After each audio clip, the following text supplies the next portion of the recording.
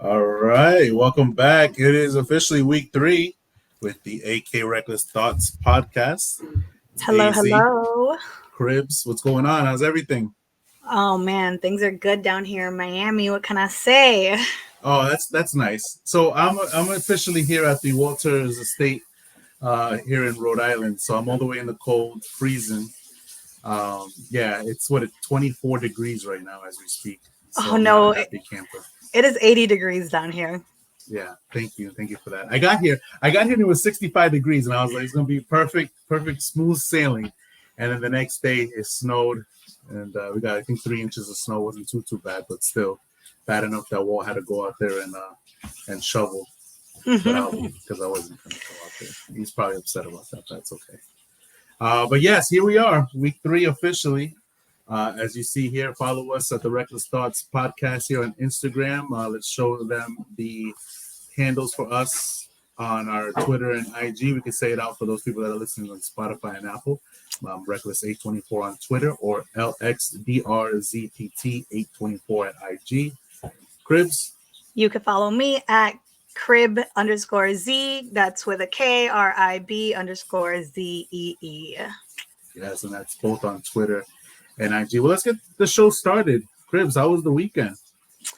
So my weekend was actually pretty cool. I went out on Friday night to it was a friend of a friend's birthday. So I was kind of like in an uncomfortable kind of put myself in a growth position because I don't really hang out with the people that were there. Okay. So, I kind of saw it as an opportunity to put myself out there, if you will, right? Yeah. Yeah. How'd that go? So it was fun. I ended up meeting someone. Stop. But yo, we just lost all our viewers. All our viewers have officially left. Thank you guys for joining us here at the Reckless Thoughts podcast. No, I'm just kidding. Stop it. That's awesome. Are you kidding me, Cribs? Yeah, great. he's it was whatever. He was actually a very gentleman. I didn't drive that night. I usually always drive, but that night my friends were like, "No, we'll take you, whatever." And so he still wanted to hang out, and I was like, "I can't. My friends are leaving. Like, I gotta go. I don't have a ride." And he was like, "Well, I'll take you. Don't worry about it." And I was like, "Are you sure? I live pretty far. Like, I'm way out there." And he was like, "No, it's okay. I'll take you." So yeah, I mean, it was a fun night, but I will say that tequila bars are all great and fun. Yes. Until you take that last tequila shot. Totally agreed. Shout outs to everybody in Curacao if they're watching it, man. We ran out the bar with a bunch of tequila. Like, it was bad. 3 days in a row, they were like, "We're out of tequila, sir. You need to change your drinks." Like, it was pretty rough. And I'm not a tequila guy. Those are house tequilas that they give you at the all inclusive. So it was like I had heartburn. I mean, it was just not fun. Yeah, I was not a person all of Saturday. Like, I could not get up from my bed. There was like a family party happening in my house, and everybody was like, "Oh, we're gonna set up. We're gonna do this. We're gonna do that." And I'm just like crumbled up in my bed, like, yeah. regretting it. Not I. Yeah, and I apologize if you hear any noise here. My man Wall is cooking a 5-star. What are you cooking? Michelin star. Yeah, he's doing it up today. Chef Boyardee in the clutch, man. My boy Wall is coming in clean. But yeah, so how was the rest of it? Like, it was it? That's all you got to do? What are we? So yesterday, well, with the guy, I mean, it's one night. We'll see how that goes. But yesterday was really cool. I went to the Miami Improv, and I got to see this girl called Brittany Brave, and she was voted the hottest new comedian in Miami by Miami New Times. So that show was hilarious. All right, we got to get her on here. We got to figure out a way to get on here. We got to get some guests out here. Oh my gosh, she's so good. I would literally I'd go gay for her. She is so good. It was so great. And the majority of her audience was, by the way, like gay girls. Like, there was a lot of gay girls out there. So she's always talking about like scissoring. I thought it was a joke. Now I don't think so anymore, but Oh, okay. Well. but yeah, no, it was a lot of fun. She had a lot of like local Miami comedians open for her, 7 to be exact. So it was like a long night. Um, but like it's cool to support your local artists and stuff. So that was fun.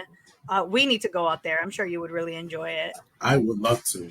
I would love to for sure. I love comedy, so I'm Oh all my god, about it it. was so good. And she's from New York, and like people, people who do New York, Yeah, people who do comedy in New York are like, I don't know, it's more like out there. So whatever, it was cool to see, and yeah, she's a cool. little Kendall girl, so All right, well, we got to check that out for sure. Well, for me, I was traveling this weekend. I was out with a couple of friends. I met up with some old time friends myself. I had a 17-year friendship, a long time that I haven't seen. 17 years that I haven't seen a friend. That's how long I haven't seen him. And we caught up. It was great. We had some drinks. We had some laughs.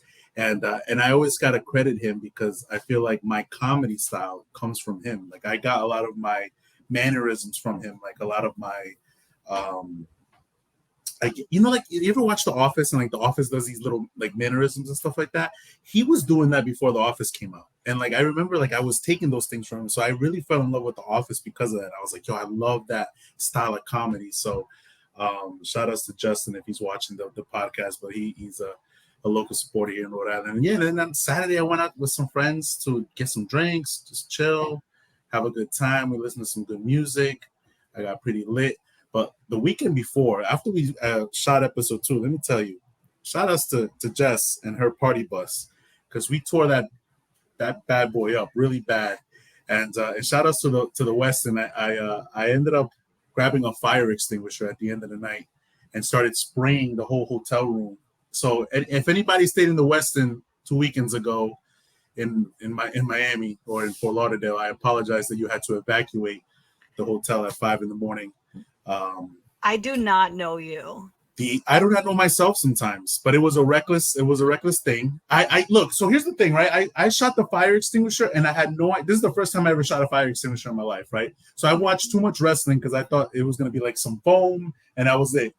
All of a sudden, like ash started coming out of the fire extinguisher, and I was like, "What the fuck?" So then some of the guys there at the hotel was like, "Yo, let me shoot some." So they were shooting a little bit of it. So we all started like shooting shit. I'm shooting it in the hallways of the hotel, and then the fire alarm goes off, and I was like, "That's not supposed to happen."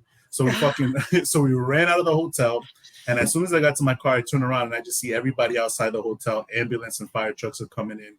I was like, oh my God, what have I done? I just made myself a guilty. I mean, I'm guilty officially because I just said it on record that I was the one that Yeah, did that. this So is probably not, that's okay. We don't edit here. That's our niche. We don't Oh edit. my It's god. one take, All and right. that's how we go. So Well, either way, you're out of commission right now. So I mean, there's nowhere where they can find you. So yeah, I'm in Rhode Island until for the next couple of weeks. Let's see if they don't. so so now, well, don't say where you are, Oh, man. my bad, Jesus, my I was bad. here trying to save you. I'm in Mass. Leave me alone. Oh my god. All right. Um, Well, let's just leave that alone. But let's just hope for a better, calmer weekends because I don't know what I'm doing with myself anymore. I mean, same. that was terrible. I Honestly, apologize. same. I thought the same thing. Like yesterday, I got home. I was like still lit from the drinks that I had at the comedy club, and then I thought to myself, and I was like, man, it's a Sunday. Right. What am I doing? Why do I do Like this? I gotta work tomorrow, and I'm But see, like, but you know but what? I want to eat, and then I got fritanga, and I was like, this is what it is. Like this I, is my life. I will say after the fire extinguisher incident, I went to get some chimneys over there in Miami. I was like, let me go get some chimneys. Like 5:30 in the morning, I'm just eating. Like, Bruh. the hell's wrong with me? Gotta contemplate. Gotta contemplate. All right, well, let's get on with the show. This week, we're going to be reaching into some topics. We're going to do a little bit of sports. We're going to do a little bit of guilty pleasure TV shows. We're going to start off with something that happened last week, but we're going to catch up on it, and that's the NBA All-Star. And the question in my mind is, Cribs, is the NBA All-Star washed up? Like, is the weekend just a waste of time? What's going on? I mean, I personally, I get it for the players. They kind of get a break from well, maybe, I guess, I don't know, in their minds, but maybe they get a break from like their regular season stress and stuff, and it's the middle of the season, so whatever, and they get to see each other and cool. Mhm. But personally, I don't watch it. You don't Like watch it's it. just No, it's so boring. Like, I mean, it's great that they do charity work and all of that, like shout outs to the NBA for that, but I just like it's boring. Like I don't want to see LeBron go up and down the court by himself and have no one defend him or even try to stop him, or see Steph Curry shoot as many threes as he wants from like the middle of the court because he can. Right. Like it's just So you want a meaningful game, like you want a game that it matters for something, right? Like I mean, because All Star Game is just it's a game for fun, right? It was just to entertain everybody, but you want something on the line in a sense, right? In this game, or I think it should be more competitive. You more know? competitive. Okay. Yeah. Maybe not like so much where obviously like people are getting hurt and all this stuff, because I get that. Like that's not the idea of the game.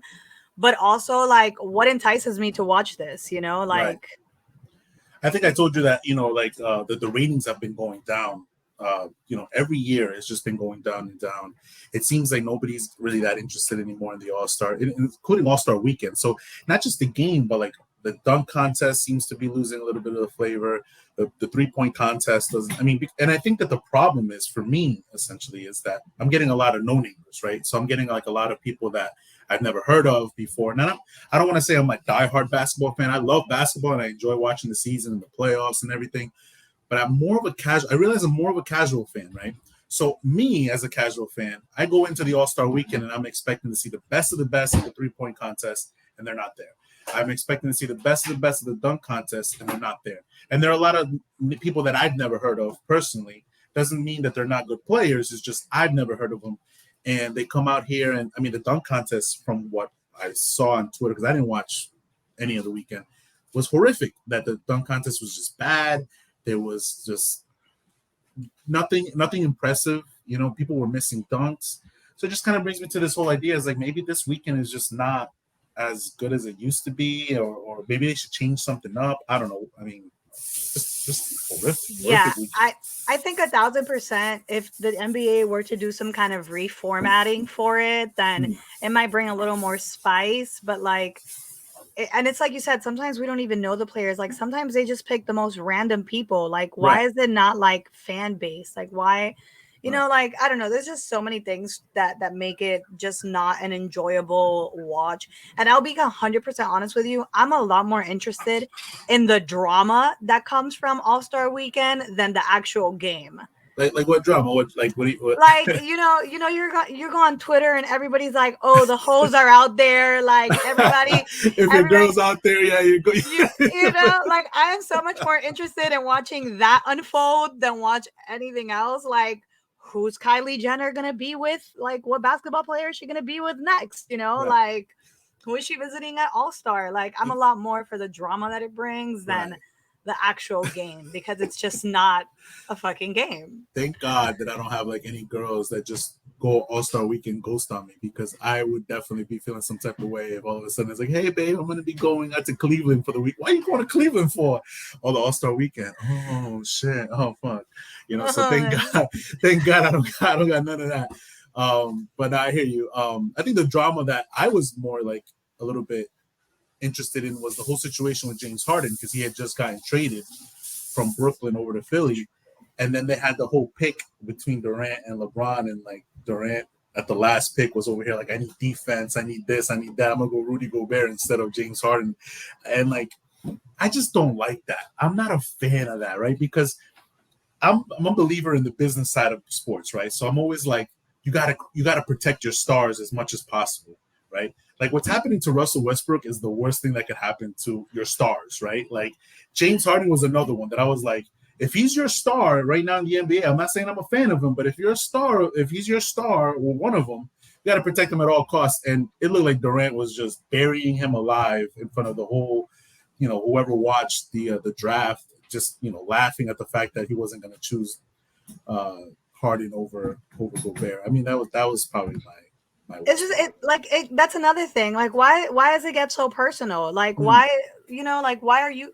I don't get it. It should be like a fan favorite kind of thing. There should be like another implementation on how you get chosen for this. Like, I'm fucking sick and tired of LeBron. It's what is it, 17 years now? Like, please give me some new talent. Like, right. I'm over it. And then this guy keeps talking about, oh, I'm gonna leave the league when I play with my son. I'm like, holy fuck, bro, we're never gonna see him leave. Like, what? When? That's got to be bad. It's got to be bad. I mean, I think that's why a lot of people like Jordan over LeBron, because like they always tell you less is more, right? And I felt like Jordan always left us like wanting more, even though he came back to Washington. You like he still just left you wanting more, And I feel like that's not the case here with LeBron. It's not the case with Tom Brady, things of those natures. But what's your final reckless thought on this NBA All-Star? Because we're going to wrap this up because that was just something that already happened. It's come and gone. And what is your final reckless thought? I would say my final reckless thought on the NBA All-Star is that the NBA needs to reformat the entire thing. Agreed. Everything. I agreed. And you know what? I mean, why not make it an all incentive? Bring back the East versus West. Make it all incentive. You get money for blocks. You get money for steals. You get money for rebounds, points. Make every player go out there and hustle, to get those incentives. Make sure that everybody plays at the same amount of minutes so nobody gets screwed.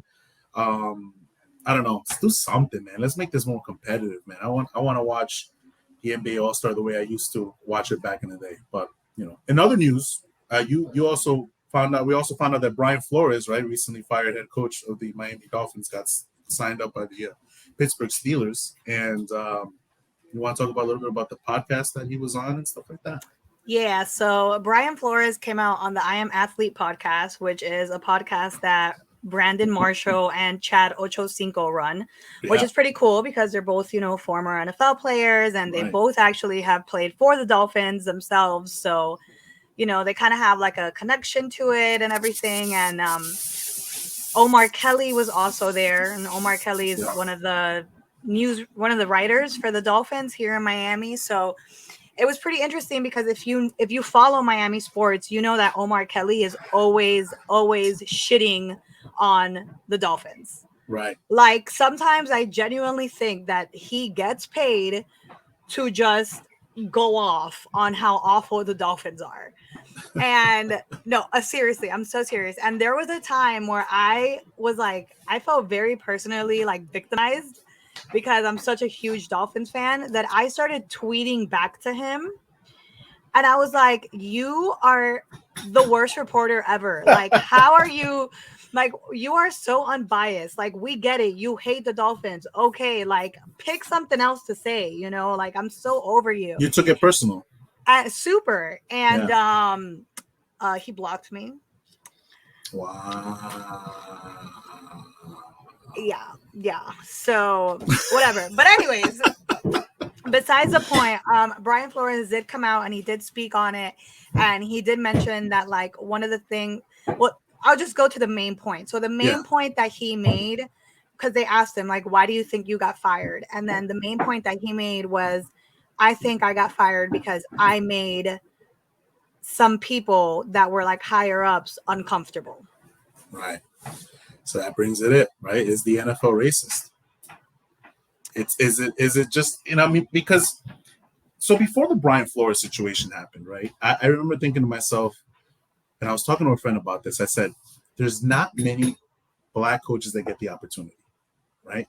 The offensive coordinator of the Kansas City Chiefs, he had a great opportunity last year to go to another team after the Chiefs went to the Super Bowl for the second year in a row, doesn't get the call, and just because it makes you go like, what's going on, and I'm Hispanic, right? We're Hispanic, right? And we know that the Hispanic community doesn't have the largest, platform there in the NFL. Yeah. But even Ron Rivera has gotten a second head coaching position over coaches who have coached once, gotten, taken out, and guys that I feel like deserve an opportunity. Raheem Morris deserves an opportunity, even though he, defensive coordinator for the Rams, he's done an amazing job, deserves an opportunity. Last year Salah got an opportunity, he got in. But there's just so far in between those positions. The only coach that has gotten a position that has held on to it is Mike Tomlin. And this is a guy who clearly should have gotten fired after tripping a player a couple years ago in the middle of the sideline. I was like, that's it, dog. Like, you're gone. Like, how can you get involved? How, as a coach, are you getting involved tripping another player in the sidelines? Like, and for him not to get fired, I was like, man, the Rooney family loves him. And, like, that much respect to Mike Tomlin. But that was the one time that I was like, You messed up, bro. You messed up badly. And it's interesting to see names, that get called up. The amount of coaches that get second opportunities. What was this guy that went from the Miami Dolphins over to the Jets? Weird Eye, the googly eye guy. You remember him, right? Oh my God, yes. What was it? Adam Gase. Thank you. Well, Adam Gase. Adam Gase. How does Adam Gase get a second opportunity? This is a guy who dick rode Peyton Manning, while he was, coaching him. I mean, you don't need to coach Peyton Manning. Manning is his own coach, So this guy gets an opportunity, like blows it in Miami after having great opportunities, blows it out there. Brian Flores literally had to clean up over there. Yep. And then not only does he do a good job at cleaning up, he still needs, maybe a year or two more to get, the team that he needs out there. He doesn't even get the chance to do it. Then the reports that come out are ridiculous. So that's one thing. Like, so if you're whatever, you're not a Dolphins fan, but like the situation up here. When Brian Flores got hired, he had one job. It was to tank. Right. That was his job. That was why he got hired. And then that's the thing that I don't understand is like, why would you put, we'll go into race. Why would you put a black head coach in that position, right, where he needs to prove himself already because of his race and where he's from, and you're giving like you're hiring him to basically lose? You're not going to get that from him. Unfair. It's the most like ridiculous position to put someone in. So whatever, we get to the end of the season, we're right there, we are playing the Bengals, right? And it's okay, it's either we lose or they lose, and that's going to be like, the number one pick or whatever, and we beat them. Brian Flores makes an executive decision and he wins the game. Right. We went into overtime and everything, but he made an executive decision. He did not want to lose. He didn't want a losing season. And which is the right thing to do. That is the right thing to do, to keep your players happy and say, hey, we're playing for something. We're not playing for number one picks. And to keep the integrity of the game. Absolutely. 100%. Like what? Like otherwise, what are we doing? If that's the look, I'm going to call you right now. If I'm a player, if I'm an NFL player, and my coach says, hey, we're going to lose, we're going to throw this game so we can get the number one pick, I'd be like, why am I playing? But play a bench player. I don't want to get hurt. I don't want to risk getting hurt for a game that we're going to lose intentionally. So if we're going to keep the integrity of the game and we're just going to say, hey, we're just going to lose, forfeit the game. I don't know, fake COVID test or something. Do something. Get everybody out of there. But I'm not trying to risk an injury that I could tear an ACL and be gone the following year as well. I can do so many things to my body for a game that doesn't matter. And here's the other problem too. And a lot of people, I've seen a lot of comments. And they're like, oh, but if I'm getting paid so much money to throw games, why not throw them? Here's what you have to understand. If you're a first-time head coach, especially a black first-time head coach, if your next job, wherever that may be, if you're going for an interview and your resume says, well, you had a losing season here, you had first picks all over the place, like, how are you going to run my team? Is this going to be where you're going to show my team as well? Like, you have to show, hey, look, like, we're winning games. We won that final season finale game. We could have tanked it and gone for the first pick, but we went out there and fought. We were able to go win 7 games in a row, and we barely missed the playoffs, but we turned it around. You know what I mean? We turned it around right at the right time. This is what I can do for your team. That is what interviews are all about. If you ever interview for a job, when have you ever showed up to the interview showing your flaws? You never do that. So Brian Flores did what he needed to do, not only to protect his team, but to protect himself for a second opportunity to coach somewhere else, which he didn't get.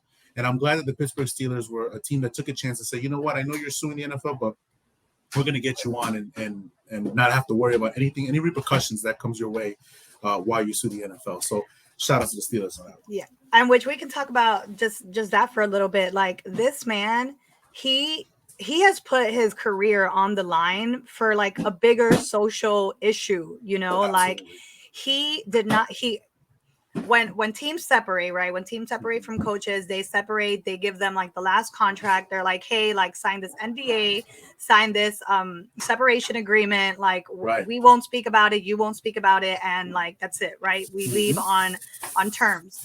But Brian Flores did not do that. Brian Flores did not sign his separation papers, and he did not sign his NDA because he decided that he was going to take on the NFL. And to be honest, a lot. I wish that they had like a lot more people had the opportunity to do this, because these 32 owners, for the Yeah, majority, are all freaking racist. And it's the craziest thing, because the NFL is majorly made up of black players. absolutely. Now here's the other thing. So here's the question that I want to present to you, because I like playing devil's advocate, right? And I know that there's going to be a viewer out there that says, "Come on, guys, it's not all 32. They can't be that way. They're not racist." So I'm going to put it to you this way, right? If that's the case, right? If that's the case that they're not racist and stuff like that, what is it about owners that they feel more comfortable with a white head coach than a black head coach? What is it? Do you have like an answer to that? Do you think like that's just the social, maybe their social stature that doesn't allow them to understand what it is to intertwine with an African American, or what is it that separates that? Like, because maybe we need more minority owners. What's going on with that? Like, 32 owners 1,000%. are all white. Supposedly the Denver Broncos are like on the verge of maybe getting their first black owner, but Kanye West. What Somebody is it tell that Kanye to buy his NFL right, team. right, buy an NFL team, Kanye? You know what I mean? Like, but my thing is there something that could be done for a lot of these guys? Because every owner has had some type of, I guess, like mark with some type of issue with blacks, right? The Houston Texans just, signed Lovie Smith. There's a guy right there who had a bad resume, right? After, you hire a coach, a black coach, Cullen, and then after 1 year you fire him, right? Only to sign another black coach, which I think was like a last minute adjustment on the Houston Texans, because they're like, if we don't sign another black coach, they're going to really think that we're on this Deshaun Watson hate list type of thing. That's my personal agenda to it. But what is it what are we missing, from the owners? Like, do they just not understand? Like, do they not get involved with the players enough? Because there's enough players to get involved with to be like, hey man, these guys can run a team. These guys, if Ray Lewis can be a leader as a player, why can't we have a black coach be a leader of a football team? Like, I don't understand what the concept is that we cannot believe a black man can lead 52 men into war, especially when most of them are wearing the same skin color, right? Like, why is it that we can't allow that to happen? I think and this comes from like that podcast that I heard, and what like things that they mentioned is there's a sense of being uncomfortable. Like, they are just genuinely uncomfortable around people of color. And I'm not even talking just blacks. I'm talking Hispanics, minorities. Like, it's an uncomfortable position for them. So head coaches and owners meet maybe like, depending on how your team is doing, but I'd say maybe at most maybe 4 times a season. Maybe if that, in a boardroom and a whatever. But Omar Kelly had mentioned that one of the things that make him the most uncomfortable is when he has to go into like an owner's meeting, right? And this is a reporter. So this is someone who just covers and just writes stories on what's happening. And even him being a black reporter in the NFL, it's still uncomfortable for him to be in that environment, because they make it an uncomfortable environment. So I know this may sound super silly to some people, and it, like, I think that a lot of companies nowadays are taking a lot of initiatives with like DE&I, inclusivity stuff, and like programs for their people, and to make it like a kind of like an easier environment. I think all these NFL owners should go to those workshops. Right. Give them DE&I workshops and show them that like it's not you. Like, you're the one that's putting yourself, that makes yourself uncomfortable. None of these people are trying to steal your job. Nobody can make the amount of money that you have that's in that room. So what's the problem? Why not let them lead a team? I agree. And is this a case of who you know? Because that's another problem, right? Like, when I went into the coaching like tree, it's really who you know. Right? Like, because a lot of people, I know my dad, who doesn't understand football at all, is like, why can't you get a coaching job? And it's like, well, Dad, it's kind of like who you know, right? Sometimes, like, when you're getting in, and if I don't know the person to get in, like, how am I gonna, coach for a team? Is that a case of this situation? Because these are white owners, so maybe white owners push white coaches because that's all they really know. But I mean, a lot of these guys are getting opportunities that don't deserve opportunities. And I just don't understand. I mean, when I heard that Josh McCown, who played football in the NFL, was a quarterback for a couple of years, most of the time as a backup. And then I think he coached a high school team at best, was being positioned as a candidate for a head coaching position over just the Kansas City Chiefs offensive coordinator, which Eric Bieniemy deserves a coaching position. And he hasn't gotten one, and that's a crime. I don't understand why. He has ran top 5 offenses in the past couple of years with the Kansas City Chiefs, has taken them that far AFC Championship 3 years in a row. Mm-hmm. I don't understand how he doesn't have an offensive or a head coaching position when a guy like, Salah. I mean, I'm not saying that Salah doesn't deserve it. I'm not saying Mike McDaniels doesn't deserve it. I'm not saying that, Doug Peterson doesn't deserve it. But a lot of these guys have had chances, and a lot of guys have gotten their first chance. This guy hasn't even gotten a first chance. And I don't understand that. I don't get it. Like, it's mind-blowing to me. But is there any really good solution to this? Because if you start saying, well, we definitely have to get more, because you have the Rooney Rule. So what can we possibly do to make it better without turning the whole switch for white folks to be like, well, now you're just taking opportunities away from us. Like, how does that, because that's going to be the argument on the other side. And again, I'm playing devil's advocate. I just know what they're going to say. That's what they're going to use. They're going to be like, well, you're taking opportunities from us, just like you did in schools. Harvard and all this has to have that token black guy. Now you're taking it away from us. That's their argument. Yeah. I mean, honestly, I don't know. Will we ever be able to fix racism anywhere in the world? Like, it's nearly impossible. But if we're going to get into like a final thought, reckless thought, I will say that I believe that the majority of the NFL owners, maybe not coaches, because they have to deal with people in the locker room, so it could be a little less there. Right. But I will say that the majority of the people who are top C-suite people, right, that like run these organizations and these teams are uncomfortable around people of color.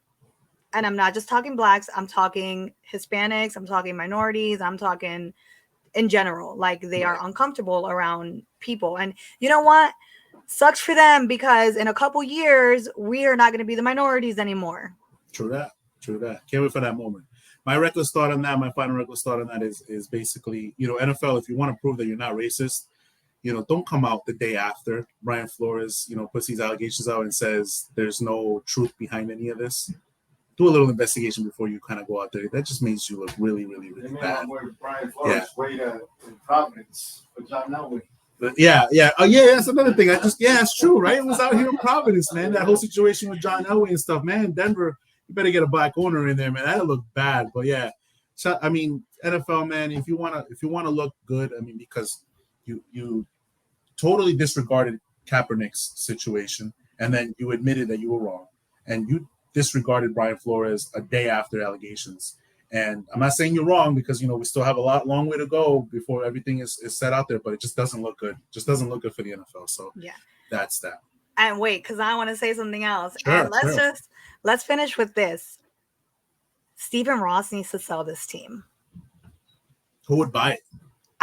I listen, at this point, I don't even care who it is. Like, I don't even know about football. I mean, this guy doesn't know about football either, but like, sell the team, bro. Like, you're literally just holding them back. The team we've had the potential to be a good team.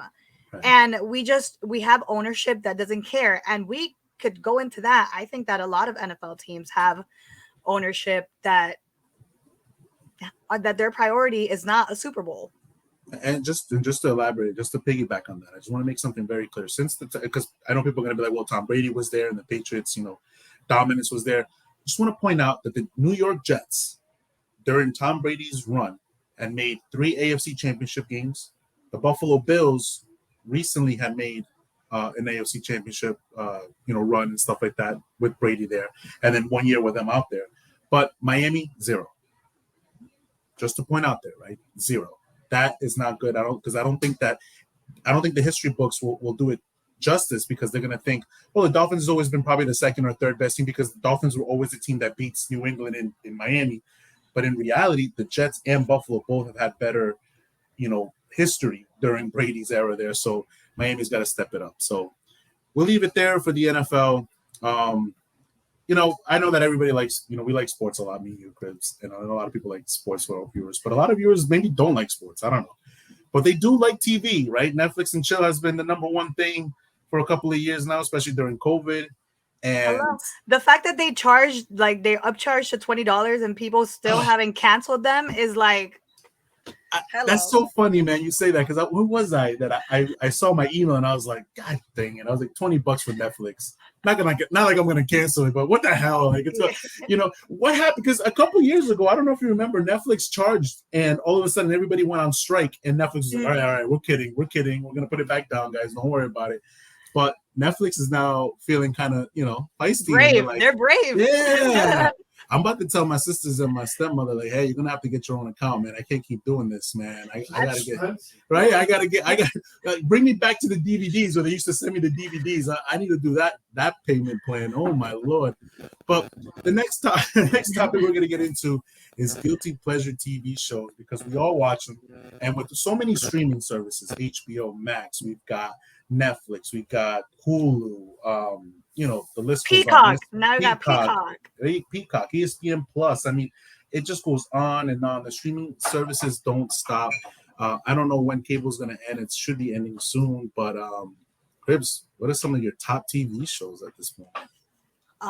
So I go two ways, right? I have two modes. So okay. One of my modes is documentaries. If I'm feeling like I want to learn something, I want to, be interested, I want to feel a little smart, Yeah. I'll go that route. And I'm talking like any documentaries, like sports documentaries are obviously my number one, but then I'll go into like different ones. Then my other mode is like reality trash TV shows. Drama. Just like I have a guilty pleasure for those trash shows. I'm like a huge fan of Too Hot to Handle. I got to get into that. I've seen that one, but I haven't seen it. Like I've seen the, it is just so funny to me. Like, the basis, I assume, of the show, the premise. No, I don't know. Go ahead. Like, what is the premise of it? They just, you're in this house, in this villa, whatever.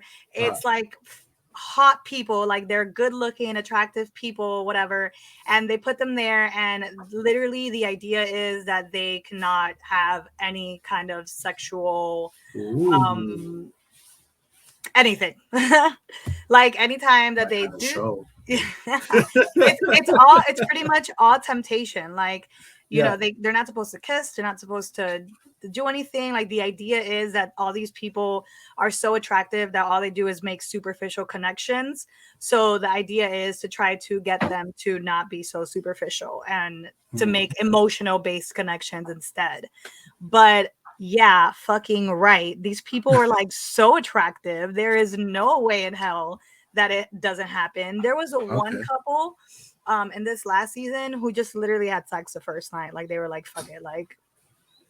So you get eliminated if you do that, right? Or is it? You don't get eliminated. You start losing money. So it's like a group pot, right? And then every time that somebody does something, it gets deducted. So it becomes a thing because everybody starts like trashing on each other. Yeah. Like, stop fucking being a hoe. God damn it. Like, you're wasting my money. Okay. I might want to watch that. That sounds interesting now. That little premise right there. Hilarious. Really now, have you always been into reality shows? Like, can you remember like your first reality show that you were like, all right, this is like what I like. This is the reason why I like this drama and stuff like that. And I can give you like my example, for example. Yeah. Before the whole streaming shit came up, I remember Real World was like the number one thing, right? Like I remember watching like Real World, right? And I remember watching Real World New Orleans. I don't know if everybody remembers that, but I remember watching that and I was like, damn, this is dope. And like there's so many attractive girls on it. And I'm just like, man, like I would love to do something like that. To this day, I'm still like, man, I should do a Real World, but it's not as big as it used to be. So I'm like, yeah, I don't know if maybe I should give my services up to Real World. But then they got into the challenge with Road Rules. They started doing the challenges, and like I was so into that. It kind of got like a little watered down for me, so I kind of stopped watching it and stuff like that. But that's how I got introduced into like reality shows. And I mean, the shit that they show now, like Jersey Shore, I never really watched Jersey Shore like that, but I know people were so into that was my first one. Okay. Okay, Jersey Shore. Besides, like, I think the first kind of like reality TV that I started watching was like MTV Spring Break, you know, when they used to like, okay. And then that was probably like the first taste of it that I got, that I was like, yo, people are wild. It's crazy out there. And then transferred into Jersey Shore. Jersey Shore was one of like my super guilty pleasures. I always like, bro, I want to go to Jersey. I want to find me a Guido. Like, I need to do this once in my life, you know, whatever. Funny story. I've actually went on the Tila Tequila show for the spring break episode. They did a spring break episode out there, and me and a couple of friends just so happened that we traveled to Orlando to meet up with a friend of ours, and then afterwards we're like, we should do the fucking Tila Tequila spring break thing. So we went over there, and like we were like flabbergasted because it was like we're like, oh, we're on MTV, you know, and we're like wilding out. We had the crowd doing some crazy shit. We had them doing the Fuera Fuera from Sábado Gigante. And we're thinking, this is going to make great TV. We're killing it. Like, we're making the crowd go wild. We're having the time of our lives. Then we watched the show, and everything was cut. Everything was cut. And I was like, what are you doing, MTV? I never forget how, like, sad I was. But that's reality TV for you. Like, it's not as real as you think. Nah, it's funny that you mentioned that, because now I'm thinking way back.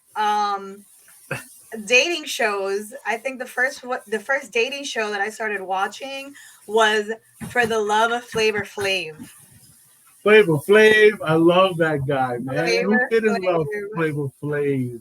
And when he had New York on his show, oh my god, season 1 and 2 and 3 and all those seasons, man. New York was funny because like she was like that. She was beautiful, but at the same time she was like ghetto. So you were kind of like, I don't know if she's really that cute, you know, but like something about her made her attractive, but you're just like, it's almost that toxic that you're not supposed to have. She was all of it. Yeah. My favorite was Hoops. I was always a Hoops fan. I loved her. Yes, I was such a Hoops fan. I still, to this day, I follow her on Instagram. I'm like, man, I love everything about Hoops. She was just so dope. She played sports, like, and I'm like, there's no way that girl likes Flavor Flav. Like that always bothered me. I always wish I could talk to her and be like, did you really, like, was that real? Like, you know, is that paid? Bet her on. yeah, we gotta get Hoops on here. Who knows how much she charges, but we'll figure something out. But yeah, I remember and then remember that they had also the Bret Michaels one. That was the Double Shot at Love. Yeah. That was the Tila Tequila, right? That's the Tequila one? No, Double Shot at Love was the Bret Michaels. Yeah, wasn't it? The rocker dude that was like, yeah, I think okay, that one. Now I gotta confirm, but I'm almost positive that it was that one because then there was the other one that was Tila Tequila. She had like the boy and girl one. She had another one, yeah. Man, no. I don't know. They are guilty. They are guilty pleasure TV shows. I mean, but that's the beginning of reality TV for me too. So I mean, I was kind of there. Rock of Love. That's what Rock of Love. Rock of Love. Double Shot of Love is actually was with Vinny and and Pauly D. And Pauly D. Shout out to Pauly D. He's a Rhode Island native, so shout out to Pauly D. Yes, so that's right. They had their own. I didn't get to watch that one. I was already kind of like tuned out by then. Yeah, I never saw it, but I do know the story behind it because sometimes it'll show up on like my Facebook videos. Yeah. The girl that Pauly D is with now, he met during that show. Good shit. But he didn't pick her. Oh, interesting. That's interesting. Yeah. Okay. So at the end of the show, it was like, oh, do you want to take this shot at love with me, whatever? And he was like, no, I'm not ready to like be committed. Yeah. And then he left her. And then like months later, he hits her up and they get together. So look at that. Do you also remember New York had hers as well? She had a show. Right afterwards, and then there's a guy, the two brothers. I don't know if you remember, Chance and like some other guy came out of it. That sounds really familiar. Yeah, well, they had their own show. I mean, it was just so many shows off each. Like it was like spin-offs left and right. But I was all into that. That was such a bad time. I don't know what was I going through to watch all those shows, but. well, now that we talk The about this, winters in let's. Rhode Island, that's what you were going through. The what? The what? The winters in Rhode Island. The winters in Rhode Island. Shout out to Wall on the comment there. You know what I mean? We're gonna make this guy, Yeah, I guess. No, I hear I'm funnier than him, so yeah, I don't know how funny he'll be. But anyways, let's talk about like shows now, right? So now it's a whole different vibe because now we have social media that's like more prominent, easy to see. You get to know people like through there. Like it's funny because I always say that like Instagram is a dating app. Like people are like, no, it's a social media, and I'm like, no. Instagram is a dating app. You're in people's DMs shooting your shot. Do not tell me that you have not done that. And you're just like, it's a dating app. You could see people. But anyways, so I started watching this show called Love is Blind. I love Love is Blind. Guilty pleasure. Yeah. And so the idea of the fucking show is that you never see this person. Right.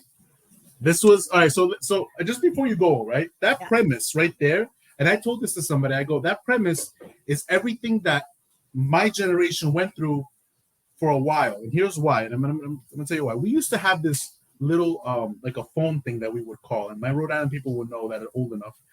But we would call, and it was like a group chat, but like on the phone, like on your your dialed phone. And a bunch of people would get on. This is like late, like 11:30, 12 o'clock, 12:30, whatever. People would get on. And this is people from all ages, right? Because I ended up finding out like we were like 14, 15 doing this. The original group chat. You remember that, right? So we would call and like you didn't know who was who. You didn't know who was who, but you would start talking. And then sometimes if you liked somebody, just on their voice, you'd be like, yo, connect to this room. And we would connect to another room. And me and that person would just talk by ourselves in that room. And it was literally like, it was like we were dating, but then like it was hard because sometimes, you lost connection, you lost the phone or something. And that was it. You didn't know how to get back in contact with that person. Like the person was gone. So how many times did you click with someone and completely lose contact with them? It happened a couple of times, but then a couple of times you were like, oh, like you would hear them and you're like, yo, is this da da da da? You would like say their whatever username they were using or whatever like name they were going by, and they're like, yeah. You would like try to connect again. So there was a couple of times that you try to do the meetup. That wouldn't work out because again, you're like 14, you're not driving. You don't have social media to be like, hey, like I'm here. Like, how long are you gonna take to get here? Like, nothing like that. I remember I went to a movie theater once. I was supposed to go on a date. I went by myself because homegirl never showed up. But the reason she never showed up was because she didn't have a way of calling me to tell me that like her mom couldn't take her anymore. Mind you, we're like 15, 13. I don't even remember how old I was. I was young as hell. So I'm literally in the movie theater by myself with the popcorn. Like this girl ain't showing up. If we had phones, it'd be much easier because it'd be like a simple text, like, you're good to go. But that is the difference. And I feel like Love is Blind goes that same route, right? You're talking to people through the wall. They don't see you. They get to hear you. You sell yourself. Now you have to be the best salesman that you could be. Me and Cribs used to be salesmen at T-Mobile, so we do a great job over there. We'd kill it. Me and you, Cribs, would leave out there married. We'd be like, we're married somehow with somebody over there. Who knows how they look, but we're married. And yeah, basically the premise is once you like somebody, you would like the guy would ask them to marry them, and that's it. They go from there, from meeting to going on a vacation and all that fun stuff. So I asked my friends. I made this like poll, right? So I hang out, like all my friends are taken for the majority, except Alex, whatever. There's a couple friends that we have. But for the most part, all my friends are taken. I hang out with a bunch of couples. They're all like. And the shrimp too. I got you. Thank you, bro. They're all like together. Some of them are married. Some of them are engaged. Others, whatever, just together. But point is, I'm single. I'm the single friend. So I made this poll on our group chat because I was like interested in what people wanted to see. I was like, would you guys support me if I applied for Love is Blind? I would. Are you kidding me? I would be like, look, they've been telling me to join. I'm like, I'm like, we're gonna get into that. But go ahead, continue. Go ahead. No, that's it. And like the majority of them were like, yeah, we would. And I was like, Okay, cool. Because if it isn't like I have the application, by the way, I have the link. The application, Oh, and I've well, been me and Cribs we're going to Love is Blind. Cribs, if we hold on, if we match, right? We gotta like, you know what I mean? How do we? What do we do if we match, right? If we talk, if we're like, if I get in a room and I'm like in there and I'm like, hey, my name's Alex, and you start laughing, I'm gonna know. I'm like, is this ah, Cribs? damn. Is this Cribs? Bro, I'm out. I'm out. Like, so you're gonna apply? Is this what you're saying? You're gonna apply? I mean, I haven't made that executive decision yet. There's also lots of things to think about. Obviously, like I have a career right now, and I can't just up and leave for like I don't know. I think the filming is Work like virtually. the filming is like 6 weeks, but I'm considering it. I really am because I've been single for 5 years now. I'm going on 5 years. And that's not to say that I haven't enjoyed my time because I've had a lot of fun during these 5 years, but I think that one of my issues is that I'm very closed off. Like I am very quick to like just cut people off. Like this guy from this weekend or whatever, like he He's already cut smokes. off. Oh no! And yeah, so that was one of the things that I was like, I don't know that I'm going to be able to deal with this like in the longer term. You know what I'm saying? Like it's not that I judge anyone that does that, to each its I own. Everybody judge. has like their thing, but it's just not for me. I don't like the smell. I don't like Don't come smoke. around me with it. Yeah, like just Doesn't look cute. so but my friends are like, oh, but you always do this, you always cut people off, give the guy a chance, that could change. What if like 2 years later he decides that that's not for him anymore, whatever. So I'm trying to keep an open mind, but yeah, I think that a show like Love is Blind might actually like help me because it's easier, dude. Like I it's like you're taking the pressure off of like Cribs. So, meeting okay. someone. I don't know. That's my kind of take on it. All right. So, Cribs, I'm gonna put it to you this way, right? And these are gonna be the things that I'm gonna be honest, right? I'm the type of person that I try not to be shallow, right? I try not to be shallow. I think people have seen the girls that I've dated, and they all had wide range of critique towards it. I don't care about looks. I'm all about the person. I'm all about like how they are, whatnot. But there is a little bit in us all, everybody, and I think that you saw in this last season where everybody has a little form of shallowness in them, right? Because they all talk the big game, right, behind the wall, and as soon as they saw people, like, yeah, they made it seem like they were cool with it. They were, oh my god, they're cute, this and that. But a lot of them during the episodes were like, I don't know, something about them. I'm not fully attracted to them, like this and that. Like you saw that happen, right? And Cribs, I'm telling you, man, voices and the way someone can sell themselves is a very dangerous game because you those doors open, right? You said yes to whoever those doors open to, right? And if you go out there and you're like, I'm not marrying this person because of their looks, you know dang well that show is gonna flip it to make you look like the asshole because they're doing that a very good job with Lauren. I think it was her name's Jessica or Lauren. I think Lauren. This last thing, she didn't date the guy that she wasn't with, and she's using as religion as the excuse. That ain't the excuse. That ain't the reason why. As soon as she saw him, she's like, I can't give up God for your looks. Like, you know what I mean? Like, you had to look way better than that for me to sacrifice God. Yeah, I mean, if you want to get into that, like, we can get into the people that are on that show this season. They did not have anything in common. Like, at least not like, whatever emotional connections. Like, she just said yes to say yes. Right. Like, let's say the truth. Like, she was worried that the other person she was connecting with was making a connection with someone else, and she was like, you know what, like, I'm just gonna say yes to this person because hey, it's a free vacation, it's a free honeymoon, and free apartment later on too, so why not? And we'll get into like the whole physical thing, like with Shake, right? The way that he was treating, so bad. I don't understand. Like, the girl is beautiful. I am not like gonna take that away. She is beautiful. Yes, she's not skinny and she's not, like, but she wasn't whatever. She's not even like so. My thing was, he was so infatuated where he grabbed her ass. He was like, oh my god, you're so beautiful. You're this. You're so sexy. This and that.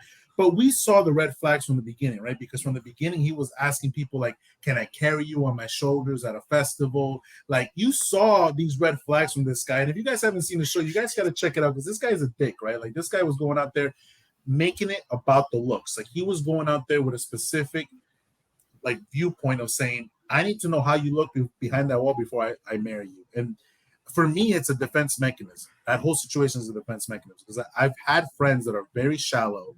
And I'm like, dude, you're not the last Coca-Cola bottle in the world. So why are you judging these girls the same way? You know what I mean? Like, and you wonder why you're not in successful relationships. You know what I mean? Like, you got to be able to get past the looks. Like, it's got to be more mental. It's got to be more that stimulates you than the body. And this guy was just all over the place. Yeah, just from the beginning, like, you know, I need to find out their weight. No, you know what? I'm going to change my view because that's not the point. And yeah, he was trying to go that route, but then sees the girl, she's beautiful, and then I'm not really sexually attracted to her. And that was the whole thing. Then he gets rejected right at the end.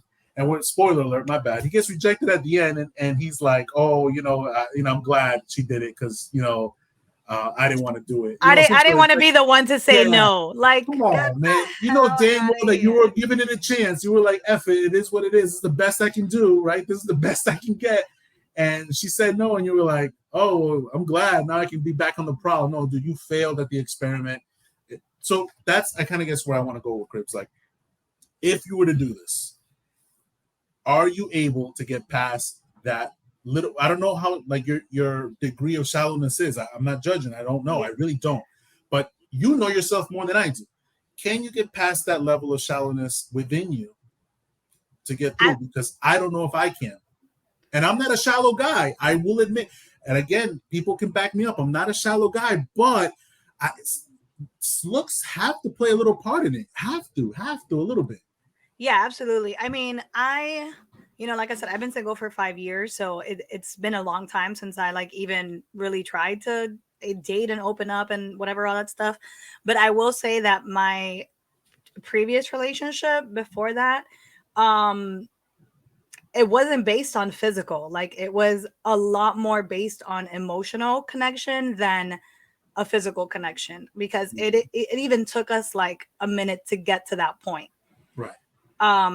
Also because it's not, like, I don't know, I'm a very like shy person, and it takes me a while to like get there, so I think personally that I would be able to make, if I have an emotional, like, if I vibe with you, I vibe with you. Like, I don't care what you look like. It doesn't really make a difference for me. Like, I don't know. I mean, there are some things that I'd probably look for. Like, I would say that I definitely would want someone that's like, I wouldn't say like, how do I say it? I would just want someone that does exercise. Like, like, I go to the gym almost every day in the week. So I would need someone that would like understand that. And it's not to say like, oh, you got to be super fit and you got to have muscle and you got to be like whatever. But you can't be like, hey, mental. Don't go to the gym. Yeah, hey, you can't be like, hey, babe, don't go to the gym. Let's go and eat at a fucking restaurant. You know what I mean? And stuff like that instead of going to the gym. Because I know where you're going with that, because when you're in the mindset, like, I want to lose weight and I need a partner that's going to motivate me to lose weight. I'm a big guy, right? So when I'm in that mode where I need to work out and lose weight, if I have a girl that does not want to do that and wants to just sit at home and eat snacks and this and that, throws me off completely, because I will fall into that trap and be like, hey, you're right, babe, let's just watch TV or whatever. And I don't work out. So I know where you're going with that. It's not to say that you're being shallow about the weight. It's just you need someone who is consciously motivated the way you are right now currently with your workout situation. Yeah. So I'm with you on that. But I do think I'd be able to make an emotional connection with someone. Now that's not to say that I would go all the way and marry this person. Well, but that's the point of the show. The point of the show is to say yes and go all the way through. That is the experiment. That's the other issue there. But okay, fair. That is the point of the whatever, the experiment, right? Because it's a social experiment, really. But once they put you in the situation where you're like living together, like where you're meeting each other's families and you're like, put in these positions that you really have to like see if the compatibility is there or not. That's important, dude. Like, huge. if you come to my house and you don't get along with my mama, huge. That's a no for me, dog. Like, totally understandable. Totally understandable. here's the other thing. Most of those couples are usually going out and living in apartments by themselves. You know, no, they live by themselves for the first week. Right. Then the second week they get put into their own lives. Like I'm just putting it into this perspective, Cribs. Like, your mom is very by the book. How is she gonna take, hey mom, guess what? This is my fiance and we're getting married in 2 weeks. How's your mom taking that? Because I don't know if your mom is gonna like be breathing correctly for the next 2 weeks. You know what I mean? Like with all the shit she's gonna be saying to you, how is she gonna? You know what I mean? Like my mom will understand. I will say this. I think that my mom has gotten to the point where she's so like ready to have grandchildren. Get out of my house. That she'll be like, you know what, do whatever the fuck you want, okay? Just start making things happen. Cribs, we gotta have a talk. That's no good. Listen, it's a everyday struggle out here, but whatever. Yeah, no, I don't think that wouldn't be the issue. Honestly, the issue would be like, do they get along?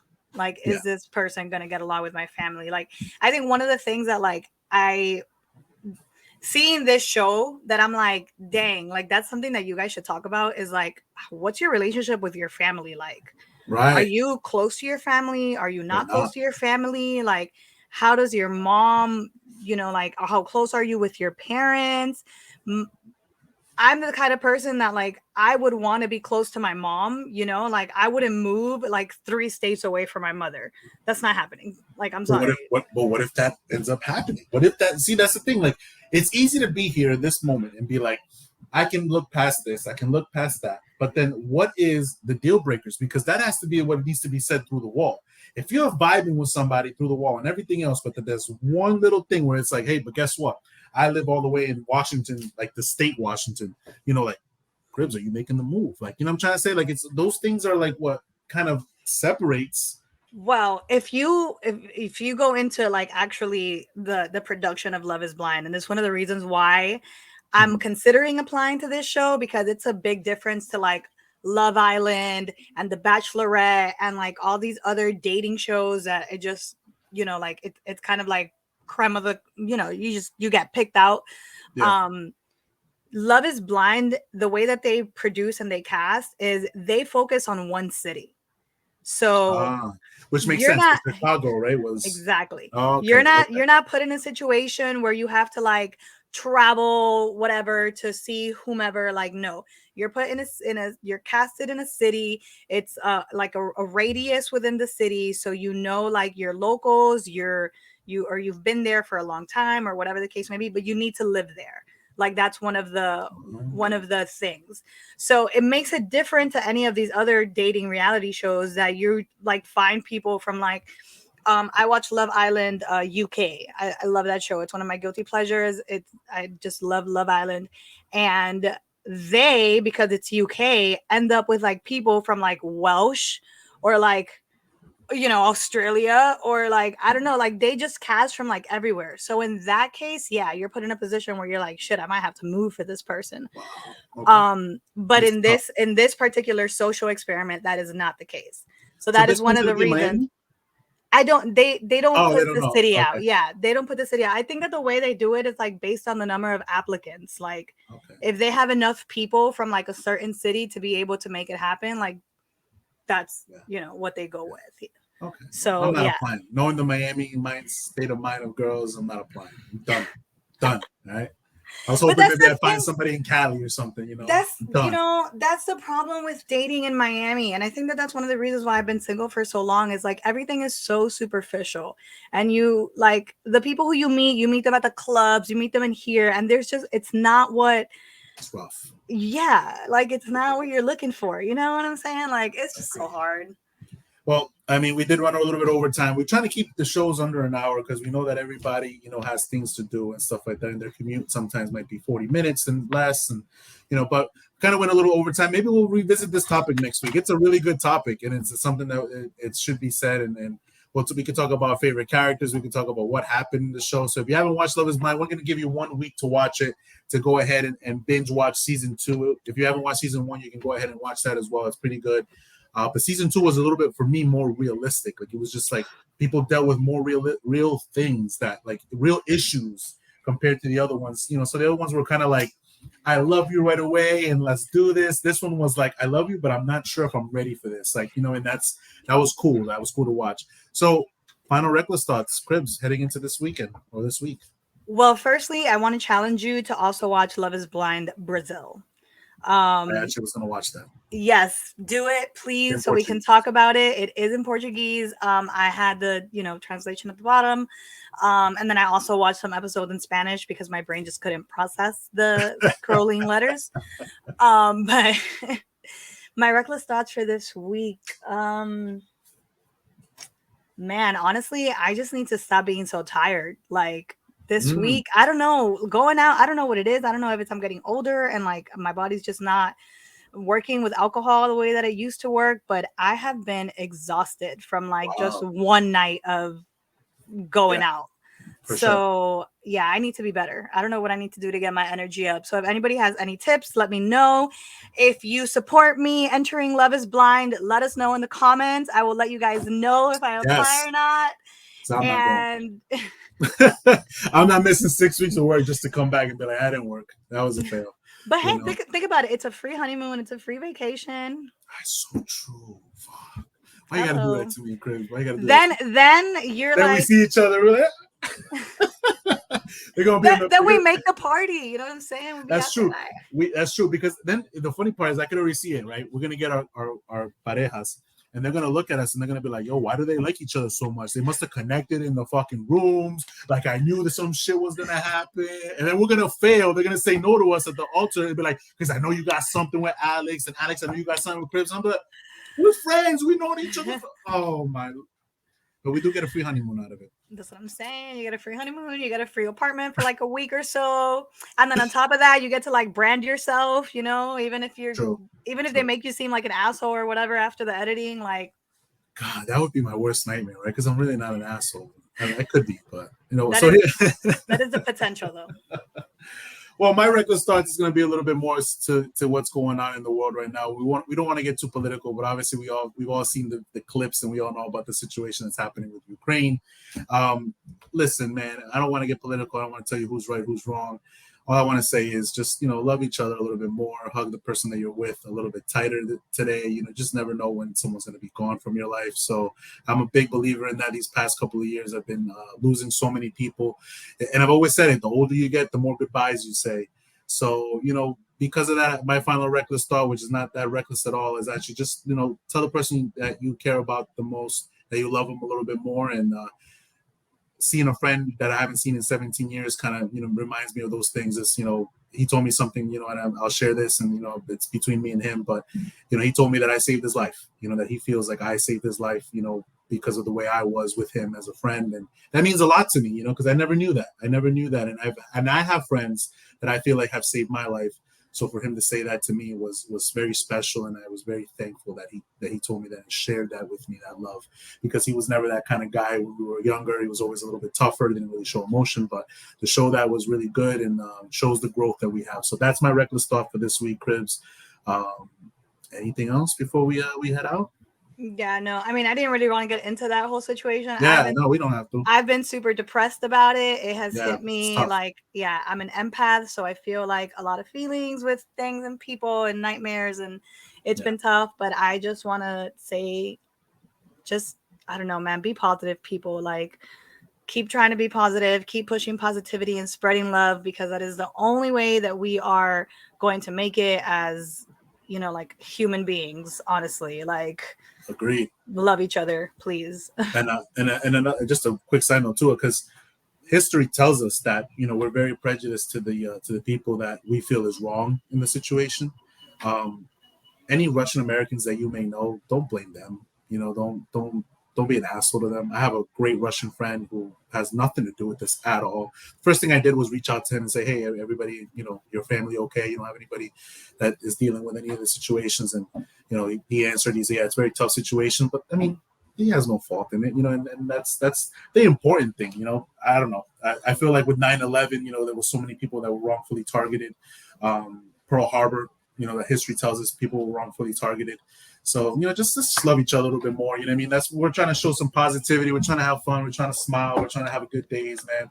Depression hits faster than you know it. So shout outs to Sparkle City too, man. They gave me a shout out last week. I always rock their shirts. SparkleCityClothing.com if you want to check out their shirts.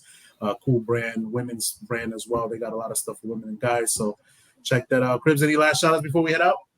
No, I'm good.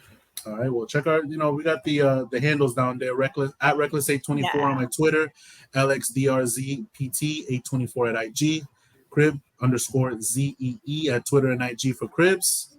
Yeah, follow us, share, repost, all that good stuff. Help us reach an audience, and let's keep it popping. Absolutely. And if you know anybody that willing to do our show for free because we can't afford them, come on down.